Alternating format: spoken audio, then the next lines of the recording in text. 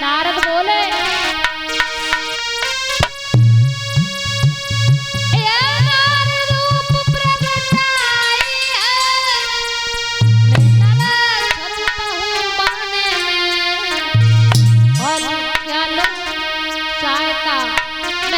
सरस्वती से सृष्टि चला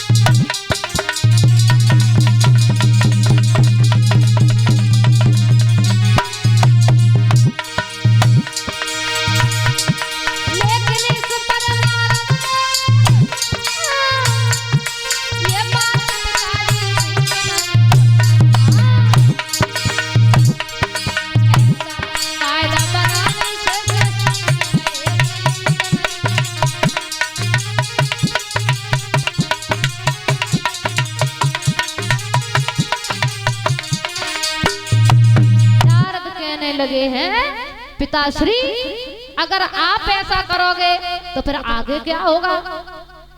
तो ब्रह्मा जी ने शर्म की वजह से अपने शरीर को छोड़ दिया। जब इन्होंने शरीर को छोड़ दिया है तो उसी समय उस शरीर के दो भाग हो जाते हैं, स्वयंभू मनु और शत्रुपा। जब उस शरीर के दो खंड हो गए हैं, दो भाग हो गए हैं, उसी से मैथुन क्रिया होने लगी है। इन्होंने स्वयंभू मनु शत्रुपा ने 3 पुत्र और 3 पुत्रियां और 2 पुत्रों को जन्म दिया। 3 पुत्रियां थी, आकुति, देवहूति और प्रसूति। आकुति का विवाह ऋषि प्रजापति के साथ में हुआ और देवहूति का विवाह कर्दम ऋषि के साथ में हुआ और प्रसूति का विवाह दक्ष प्रजापति के साथ में हुआ। और तानपाद और प्रियव्रत 2 भाई थे। सृष्टि आगे बढ़ने लगी है।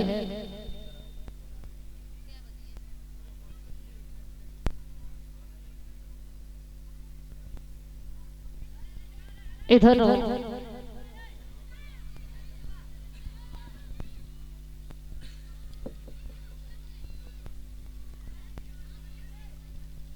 जब सृष्टि आगे बढ़ने लगी है तो देवता लोग कहने लगे सृष्टि तो बढ़ने लगी, लेकिन कमल के पत्ते पर इतनी सृष्टि कैसे रह पाएगी, कोई उपाय करो। पृथ्वी को लेकर के हिड़याक्ष जो समुद्र में चला गया था, हिड़याक्ष और हिड़याकश्यप ये 2 भाई थे, बड़े ही शक्तिशाली थे। दोनों भगवान सप्तऋषियों के वरदानी थे। एक बार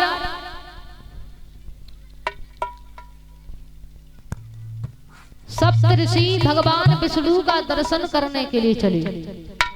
तो जब भगवान विष्णु का दर्शन करने के लिए चले तो ये दोनों जय और विजय नाम के जो पार्षद थे, दोनों दरवाजे पर लगे हुए थे। तो सप्तऋषियों ने विनती की कि हमें अंदर जाना है, भगवान का दर्शन करना।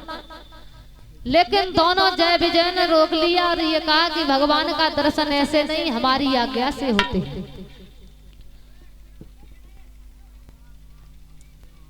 तो सप्तऋषियों ने कहा देखिए हम भगवान का दर्शन करने के लिए आए, हमारी इच्छा है, आप हमें अंदर जाने दो, भगवान का दर्शन करना है। तो दोनों जय विजय कहने लगे तो अभी हम अंदर जाते हैं, भगवान से आज्ञा लेकर के आते हैं, तब हम तुम्हें स्वागत समेत अंदर ले जाएंगे।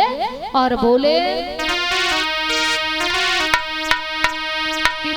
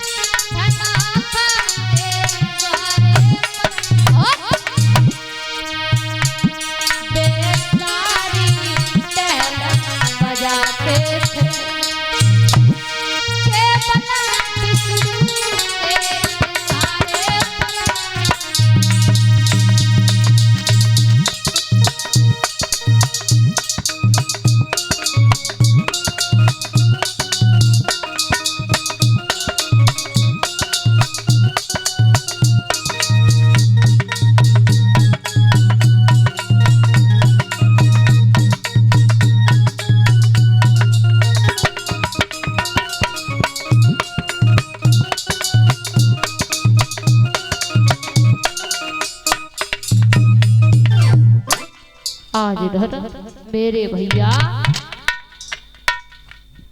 रोक लिया। जब भगवान का दर्शन नहीं करने दिया तो झगड़ा हो गया।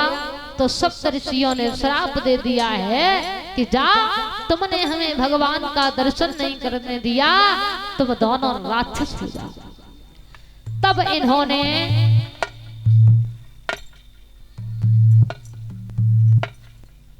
दिति की कोख से जन्म लिया, हिड़याक्ष और हिड़याकुश्यप के रूप में।